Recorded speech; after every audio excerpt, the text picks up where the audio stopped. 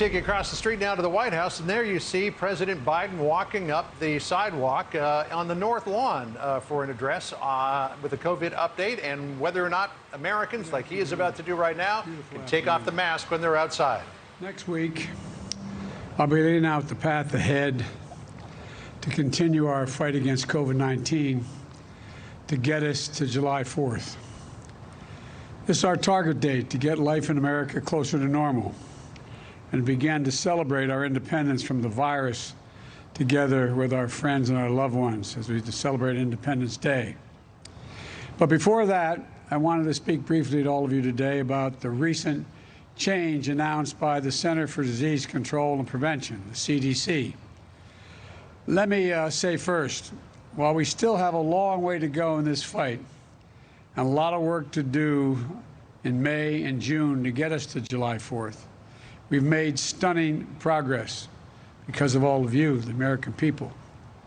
Cases and deaths are down dramatically from where they were when I took office on January 20th, and continuing to fall. This is particularly true for a group of Americans that we were most worried about when it came to the virus, senior citizens. When I took office in January, we were losing literally tens of thousands of our seniors each week. Grandparents who were loved so dearly, moms and dads, pillars of every community, gone by the thousands every day.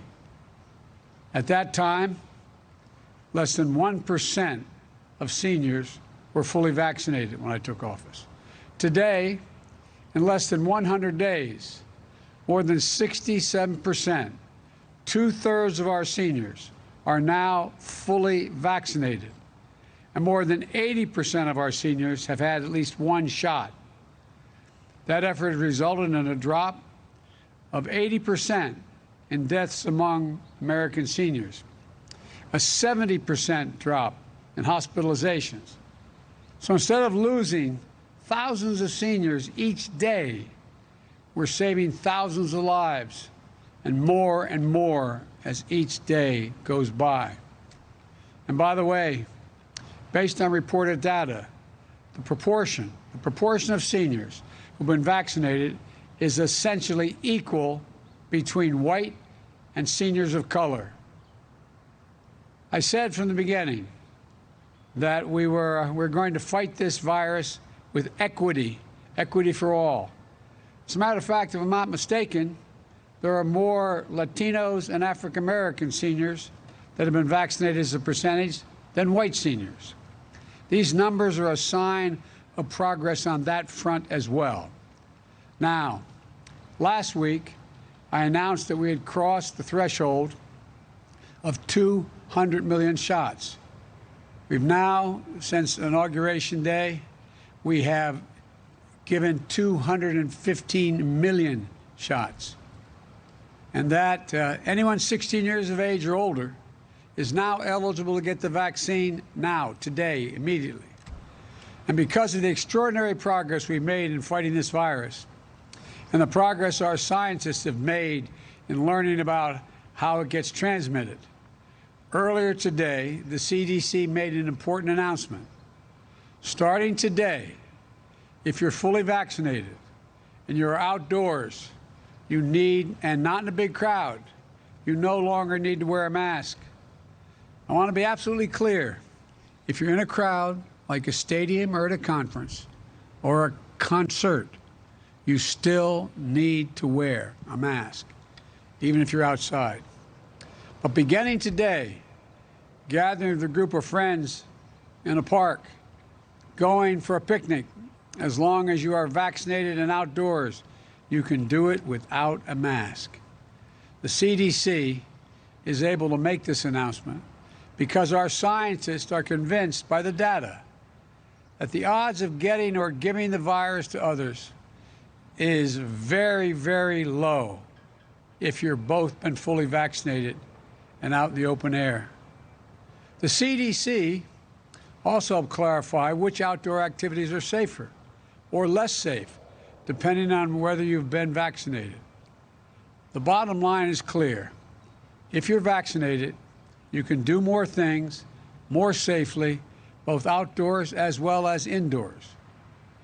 So for those who haven't gotten their vaccination yet, especially if you're younger or think you don't need it, this is another great reason to go get vaccinated now.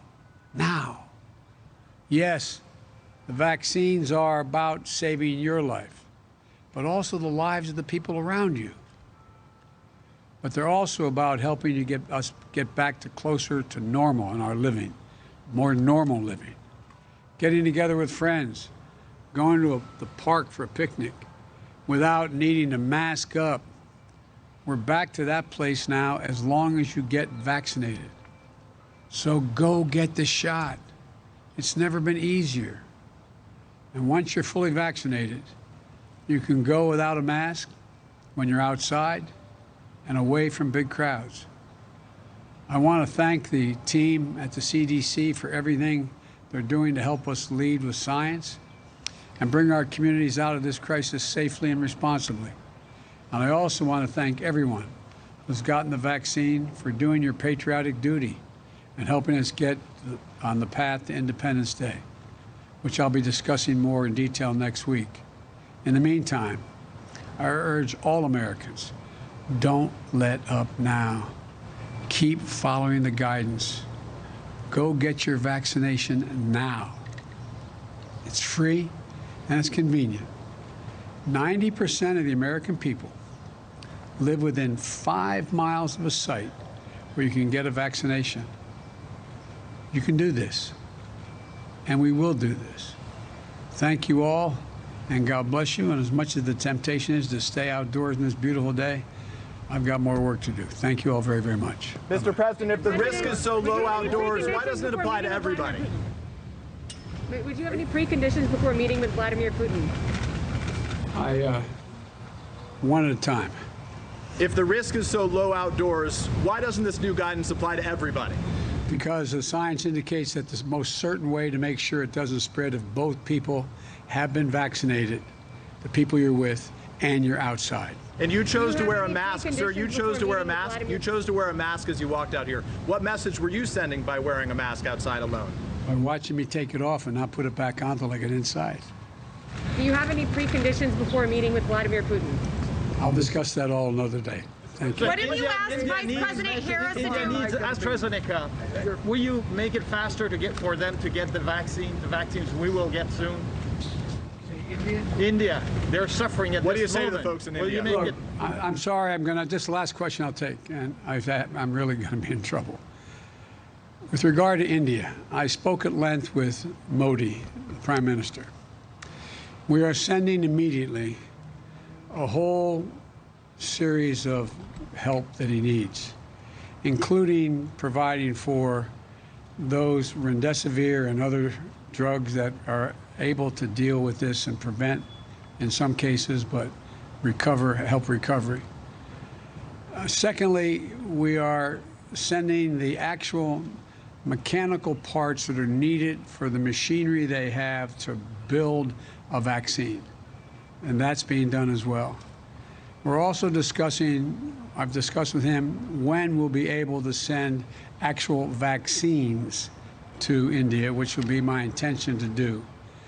The problem is, right now, we have to make sure we have other vaccines like Novavax and others coming on, probably.